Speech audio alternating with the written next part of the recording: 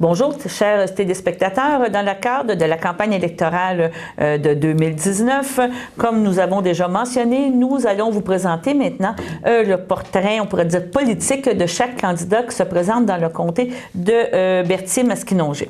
Nous avons aussi aujourd'hui en présence, bonjour M. Luc Massé, bonjour, qui est du Parti populaire du Canada. On a permis d'avoir les affiches.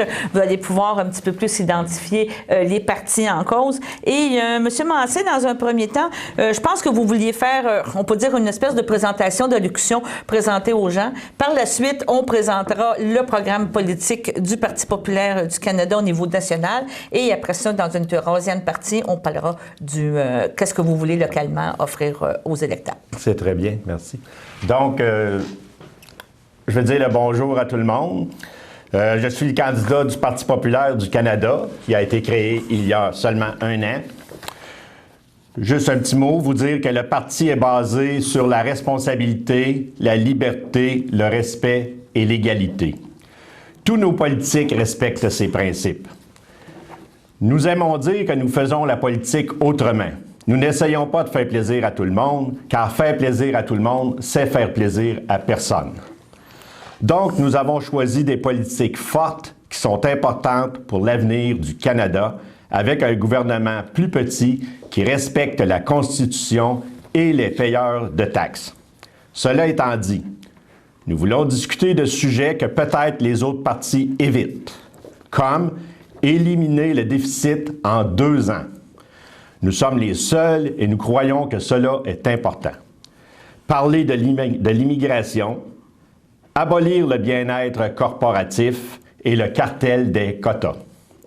Ces politiques importantes pour notre pays ne sont pas discutées par les autres partis. Nous avons des candidats partout à travers le pays et plus de 20 000 membres en règle. Merci beaucoup. Merci beaucoup, M. Massé. Belle introduction. On va pouvoir maintenant, si vous êtes d'accord, un petit peu élaborer sur ce que vous venez de parler au niveau de vos choses. Je pense qu'un des premiers points du parti au niveau national, c'est vraiment l'immigration. Je pense que M. Bernier a vraiment fait son cheval de bataille, entre autres, sur l'immigration. Qu'est-ce que vous avez à nous dire sur ça? Bien, nous, l'immigration, oui, c'est vrai que c'est un de nos points importants. Ce qu'on a à dire, c'est que, selon certains sondages, il y a 49 % des Canadiens qui ne veulent pas augmenter le niveau d'immigration. Okay. Seulement 6 % veulent l'augmenter. C'est sûr que c'est peut-être beaucoup de chiffres qu'on dit, mais ça demeure ça.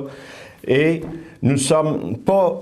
On nous dit qu'on est radical, mais on n'est pas radical quand seulement 6 % de la population veulent augmenter le nombre d'immigrants. L'an passé...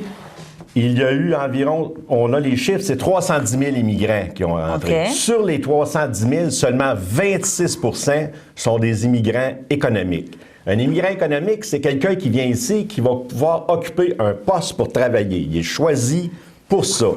Fait que sur les 310 000, seulement 26 % viennent ici pour travailler. Les autres, c'est d'autres raisons. Donc, on parle d'environ 75 000 personnes qui sont venues ici avec un emploi sûr ou avec l'intention d'avoir un poste et qui étaient qualifiées pour le poste? C'est ça, qui ont les compétences nécessaires pour venir travailler. Les autres, ça ne veut pas dire qu'ils ont les compétences ou pas de compétences, mais ils ne sont pas choisis pour ça. OK. Ça peut être des conjoints, ça peut être des enfants, ça peut être la réunion de famille. Vous êtes ici pendant un certain temps, vous voulez faire venir votre père, votre grand-père, votre grand-mère, ils s'en viennent ici et on les accueille. Okay. C'est pas qu'on est contre ça. Sauf qu'en ce moment, on croit qu'il y a une urgence, nous, d'avoir des travailleurs qualifiés.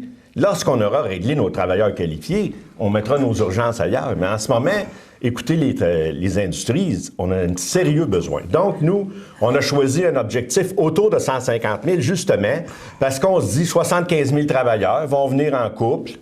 Ils peuvent avoir 1 ou 2. Fait que c'est autour de 150 000. C'est pas arrêté à 150 000. Mais on croit qu'avec 150 000, on va réussir à combler les besoins d'industrie. Est-ce qu'ils avaient des politiques par rapport à ça? Vous me dites, oui, accueillir 150 000, mais vous allez les accompagner? Comment vont-ils être choisis? De quelle façon qu'on va contrer cette immigration-là? Parce qu'on a quand même des gens qui se présentent ici, là, que ce soit à travers le Canada, pour réfugier, des choses comme ça. Oui, notamment, on peut parler du chemin Roxham, puisque M. Bernier a été clair là-dessus. Il veut mettre, c'est pas un mur, c'est une clôture qu'on va mettre, et on va mettre une affiche bien marquée. Allez seulement à quelques kilomètres à côté, venez à notre entrée officielle, on va vous accueillir, parce qu'on est prêt à accueillir les immigrants qui sont dans le besoin. Là. OK, d'accord. Mais... Vous voulez plus contrôler, savoir où s'en vont les immigrants? À quoi ils vont servir? C'est que nous, on comprend que les moins bien nantis du monde là, veulent tous venir au Canada parce qu'on est bien. Ça, c'est correct. Mais on ne peut pas accepter tout le monde entier qui vienne au Canada. C'est impensable. Mais ce qu'on veut, c'est des politiques qui vont réussir à cibler ceux qui sont vraiment dans le besoin. On va toujours avoir des budgets en cas de catastrophe humanitaire.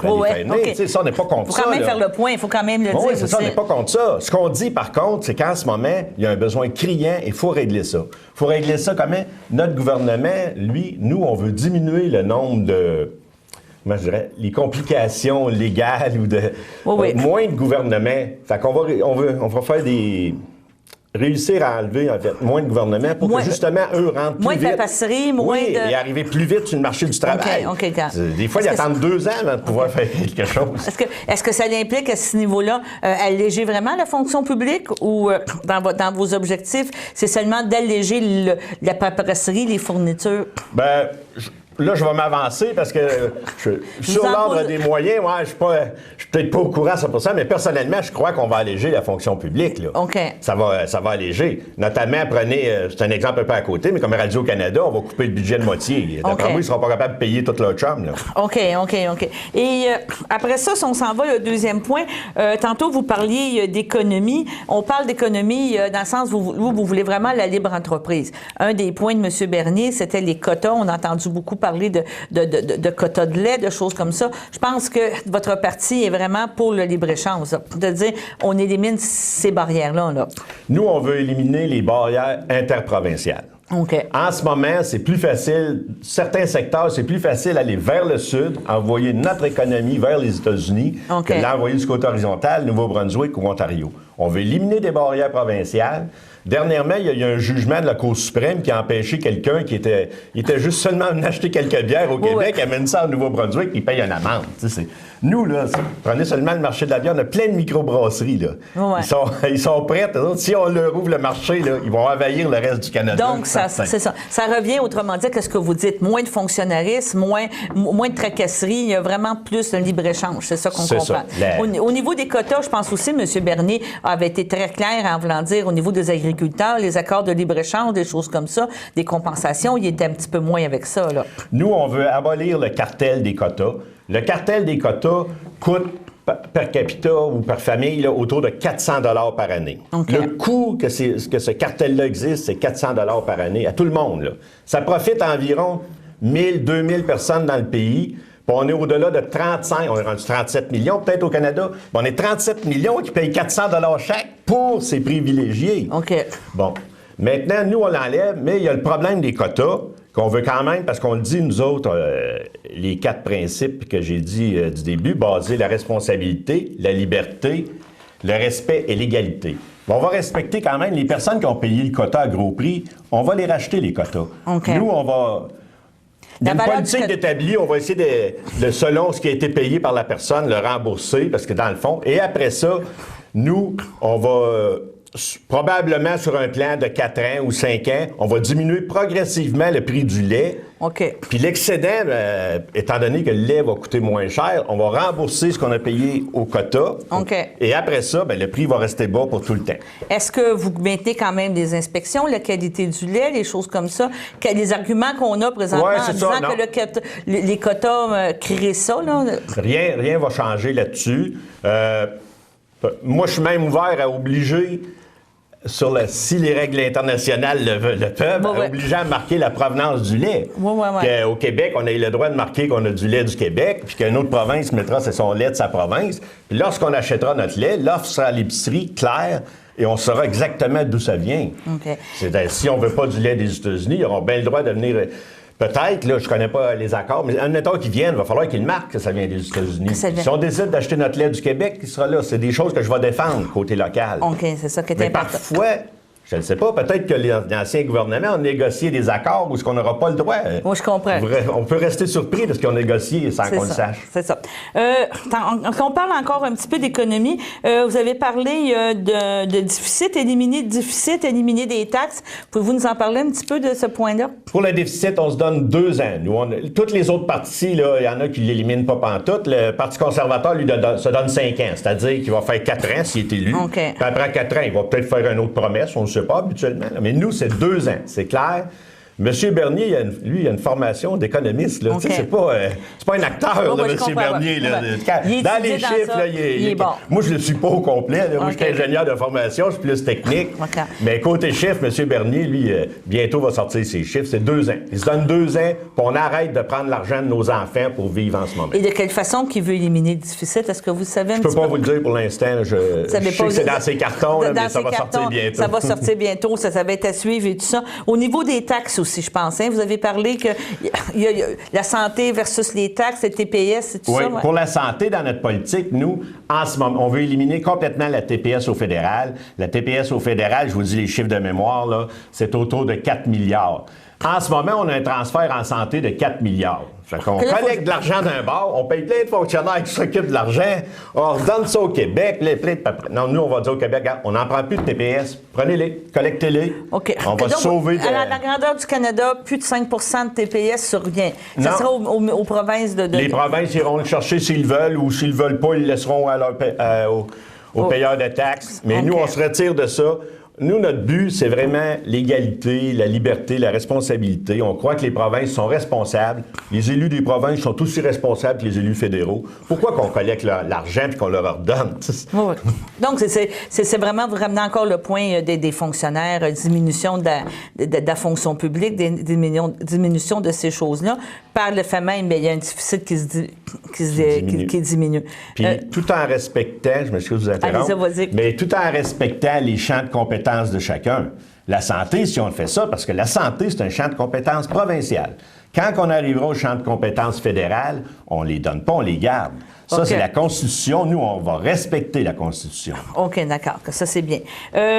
Quand tantôt, comment je peux dire, on parle un petit peu d'environnement, on va parler de climat parce qu'on n'a pas le choix, je vous dirais. C'est souvent les sujets du jour maintenant et tout ça. Qu'est-ce que vous avez comme proposition à faire au niveau? Bien, le climat, j'ai pris des notes que je vais me servir aussi parce que c'est quand même un sujet assez sensible. Premièrement, nous, on dit que le climat change tout le temps, puis qu'il n'y a pas d'urgence climatique. On croit qu'il y a des changements climatiques, on ne croit pas que c'est urgent. Et puis, en ce moment, selon l'ONU, si on veut atteindre les cibles, il va falloir avoir un coût de 300 $ la tonne pour le CO2. Exactement comment ça fonctionne, je peux pas... Le carbone. Mais le carbone, on parle d'un prix de 300 $. Nos politiciens, comme M. Dernier le dit, nos politiciens hypocrites, ciblent 50 $. Okay. Mais c'est à moitié. Vous dites que ça prend 300 $ pour régler le problème. Ils disent, on va en ramasser 50. Mais ils ne régleront rien, ils n'ont pas assez d'argent. Okay. Le seul parti, en ce moment, qui a la cible de 300 $, puis nous, regardez, c'est le Parti vert. Si vous croyez que c'est urgent, puis vous croyez vraiment ça, vous devriez voter Parti vert. C'est le seul parti qui va atteindre 50 $. Et 50 $, là, je pense que ça double ou ça triple les taxes sur le gaz. Là. OK. Préparez-vous. Là. Nous, en région, souvent, on n'a pas le choix de prendre l'auto. Dans les grandes villes, ils vont prendre le métro, d'autres choses, mais en région, souvent, là, on est à 30 km dans notre épicerie. Là. Ouais. Vous allez prendre notre gaz, votre épicerie, là, votre gaz pour aller à l'épicerie vient de doubler. OK. C'est des choses qu'il faut penser. Est-ce que c'est si urgent que ça? Le problème, c'est qu'ils taxent l'essence sans offrir d'alternative. Okay. Quelle sera l'alternative en région? Vous restez à 20 km de l'épicerie. Là, comment vous allez à l'épicerie?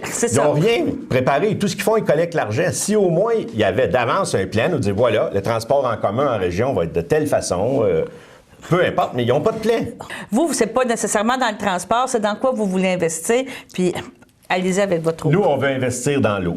OK. L'eau, en ce moment, même moi, personnellement, ça me dégoûte de savoir qu'à tout moment, Montréal, on ne sait pas comment ils font leur entretien, leur système, tout à coup, ils sont plus capables de le gérer. Parfait. On vide nos égouts dans le fleuve. OK. Là, ils font un test sur le bord de Montréal. Regardez, il n'y en a pas, tout est beau. Mais qu'est-ce que vous pensez qui arrive aux îles de Sorel, aux îles de Berthier, où est-ce que le fleuve, il y a un étranglement? C'est drôle, ils font jamais de test là. OK. Deuxièmement, lorsqu'on va de l'autre côté des îles, on a un gros problème dans la région de Pointe-du-Lac. Il y a des bombes dans le lac Saint-Pierre. Ouais. C'est un champ de bombes qui a Des été mines, mis là. là par le gouvernement fédéral parce qu'ils faisaient des tests. Eux autres, ils testaient puis ils envoyaient des bombes. Ces bombes-là, il y a une vingtaine d'années, ça l'a tué des campeurs parce qu'un campeur avait ramassé une bombe, il l'a mis dans le feu.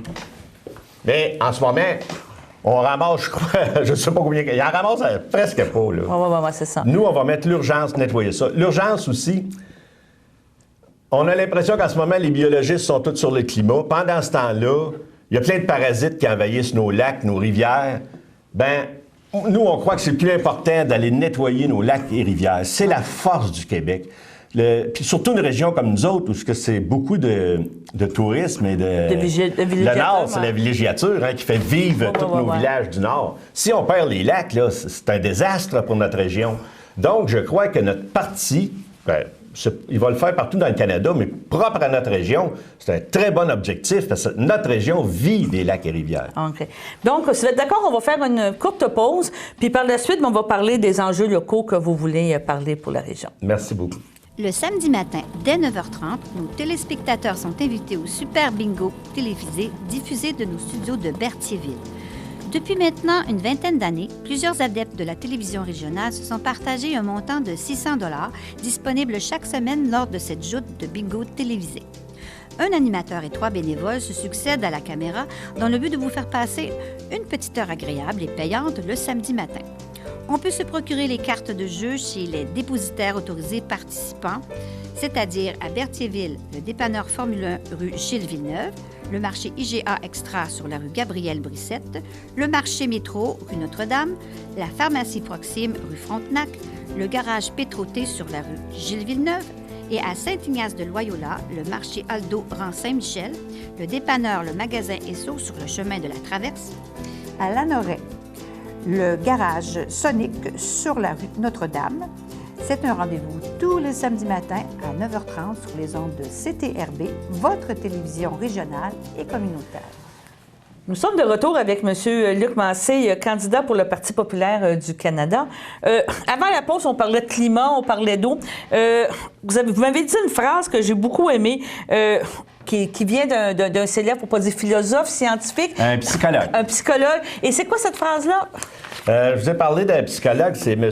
Jordan Peterson. C'est un psychologue connu internationalement dans le Canada anglais. Il fait des conférences partout dans le monde. Lui, il disait que dans le problème du débat sur le climat, il est très difficile de séparer la science et la politique. Et vous verrez, là, à chaque fois qu'il y a un débat, lorsqu'on va dire quelque chose, essayez de vous demander, est-ce que c'est un propos politique pour avancer qu'un groupe s'avance ou c'est vraiment basé sur la science? Je comprends. Puis ce monsieur-là, ça m'avait frappé, cette phrase-là, parce qu'après ça, on peut écouter le débat sous un angle différent. Je comprends très bien. C'est plus une question de gauche-droite, là. C'est de savoir, est-ce que c'est scientifique ou c'est politique? OK. Et vous disiez qu'on peut aller voir sur son site qu'il a mis c'est quoi les enjeux. Et le climat fait partie des enjeux qu'on parle. Il n'y a pas seulement ça qu'il faut parler. Le site aussi, je vous ai parlé, parce que lui, il m'a fait, en écoutant de ses vidéos, j'ai appris qu'il existe un site des Nations Unies qui est le plan millénaire pour aider l'humanité. Okay. Et si vous allez voir le plan millénaire, les cibles pour c'est 2020 ou 2030, là, il y a 17 actions qu'on veut faire. Et le climat, c'est une parmi les 17. Okay. Les autres sont toutes aussi égales. Puis là, ils sont nommés, ils n'ont même pas priorisé à savoir s'il y en a. Ils mettent les 17 comme si personne ne peut gérer 17 affaires en même temps. Là. Non. On peut avoir à plusieurs personnes, mais normalement, on priorise. Comme l'eau est dans les 17. Nous, notre eau, quand on voit ça, notre gestion de l'eau, notre politique est aussi importante que le climat pour l'ONU. Okay. Parmi les choses, eux autres, c'est combattre la faim dans le monde. OK. Mais personne ne parle de ça en ce moment. Mais personnellement, moi aussi, je crois que un des problèmes majeurs dans le monde avant le climat, c'est la faim. Il y a plein de monde qui ne mange pas. En plus, le climat en ce moment, il y a du monde qui s'empoisonne parce que il faut qu'ils fassent leur bouffe avec du charbon. Ils n'ont pas accès à l'électricité. Ce serait des centrales au charbon. Là, on les oblige à faire du charbon dans des huttes. Il y a du monde qui meurt à cause de ça. Non, c'est bien ça. Tantôt, on parlait de l'eau. Moi, je vais vous amener sur un autre point aussi par rapport à l'eau, puis on terminera avec d'autres points. Dans le coin ici, il y a beaucoup l'érosion des berges. Hein, quand vous me parliez de l'eau tantôt, qu'est-ce que votre parti dit sur ça? Là, la capacité de garder... Dans le fond, dans notre parti, c'est... La politique de l'eau, la gestion de l'eau, c'est autant vérifier la pollution. Pour la partie de l'érosion, ça, c'est moi personnellement ce que j'aimerais. Oui, moi, j'aimerais faire vraiment un comité l'hydrogéologie, c'est la science des experts en université. Oui.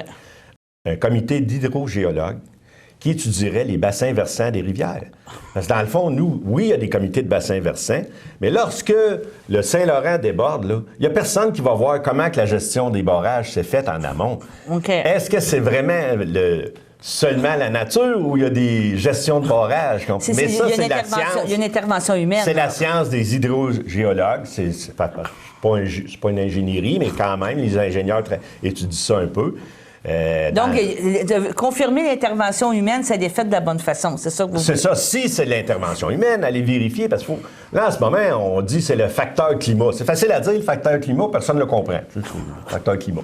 Okay. Mais si on s'aperçoit qu'il y a un organisme provincial d'une certaine province, n'importe laquelle, parce que le bassin du fleuve Saint-Laurent, là, il sera au bout des Grands Lacs. Là.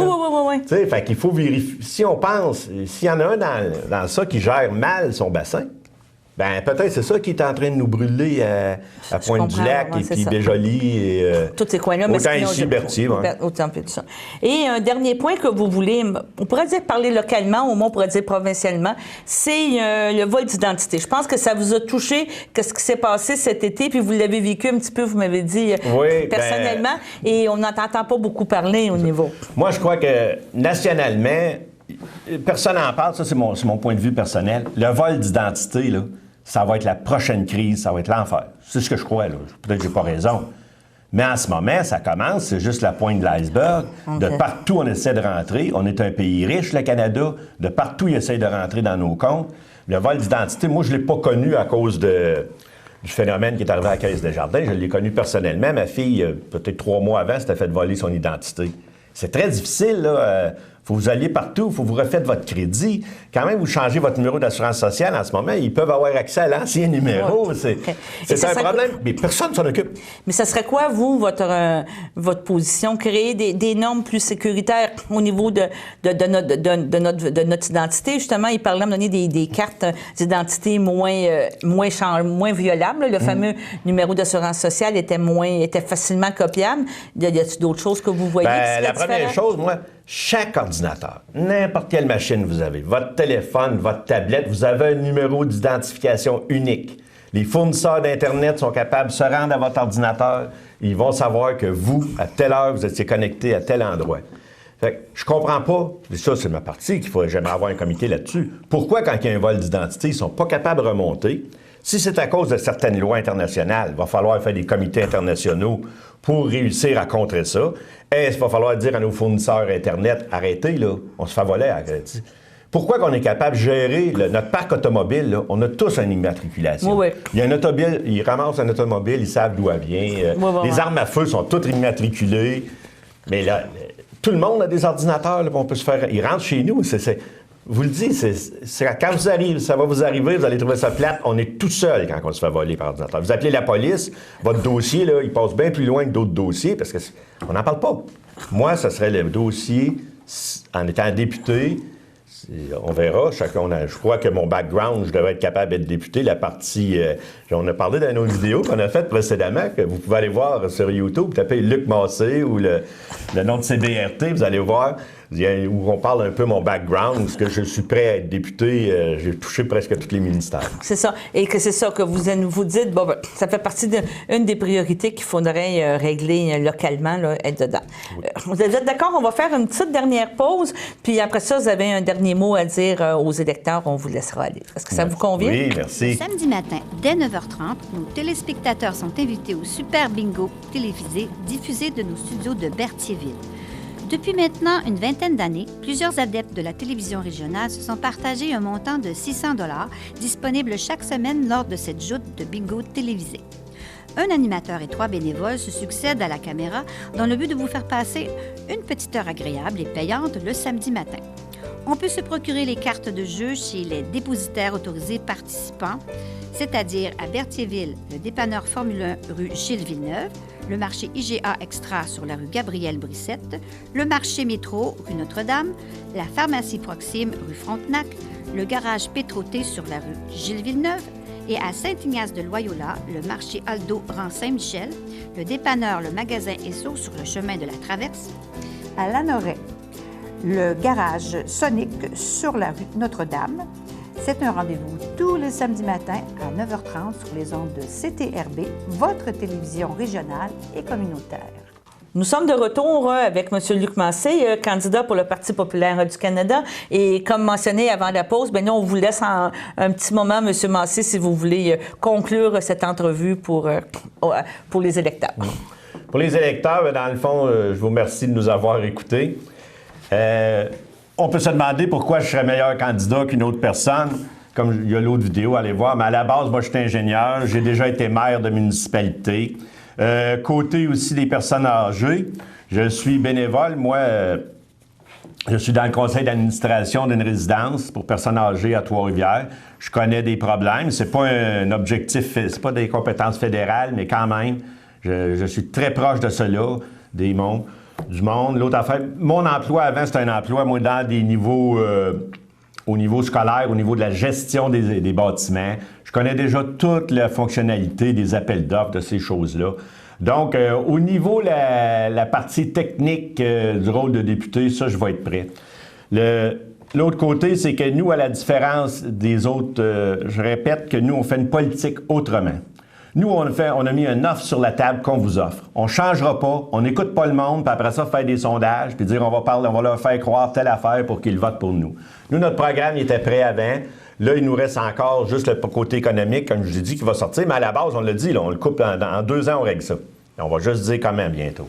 Mais le reste, notre offre est sur la table. Vous pouvez aller voir dans notre programme, si vous allez sur notre plateforme, tapez Parti populaire du Canada. Chaque politique, on a 2 pages qui expliquent. Si vous allez voir les autres partis, ils ont juste un paragraphe parce qu'ils ne sont pas capables d'expliquer plus. Nous, ici, vous allez avoir l'enjeu, les faits et notre plan pour chacune des politiques. Que ce soit la péréquation, les armes à feu, les militaires. Je ne vous ai pas parlé des anciens combattants. C'est l'enfer, eux autres. Un militaire qui est blessé, je crois qu'il reçoit genre 6 000 $ par année s'il est blessé et invalide. Alors que s'il serait blessé, un Québécois qui est blessé pendant son emploi, il a 90 % de son salaire à vie. Le militaire, il a 6 000 $. En 2006, il y avait plus. Nous, on veut conclure avec les militaires, dire on revient au niveau de 2006 et on va vous redonner les mêmes choses que vous aviez en 2006 et on va même payer rétroactivement à tous les militaires qui se sont fait avoir depuis 2006. Donc, je pense que ça termine quand même votre représentation. Merci beaucoup d'être venu dans nos studios. On vous souhaite une bonne fin de campagne, puis on va vous suivre encore d'ici le 21 octobre. Oui, je vous remercie. C'est moi qui vous remercie. Merci. Bonne journée, messieurs, dames.